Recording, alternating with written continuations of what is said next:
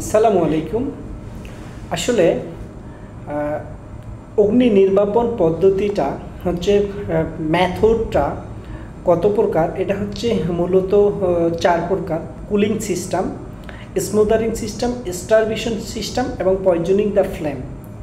আমরা যদি কুলিং সিস্টেমকে আমরা যদি অ্যাব্রিভিয়েশন করি, তো কুলিং সিস্টেম হচ্ছে ঠান্ডাকরণ পদ্ধতি।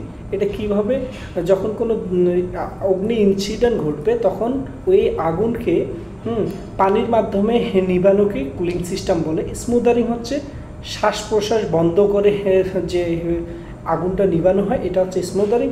স্টারভেশন হচ্ছে সরিয়ে নেওয়া, এবং পয়জনিং দ্য ফ্লেম হচ্ছে রাসায়নিক বিক্রিয়ার মাধ্যমে যে আগুনটা নিবানো হয়, এটাই হচ্ছে স্টারভেশন। Thank you. আগে একটু হয়েছে না? ঠিক আছে, বুঝছি।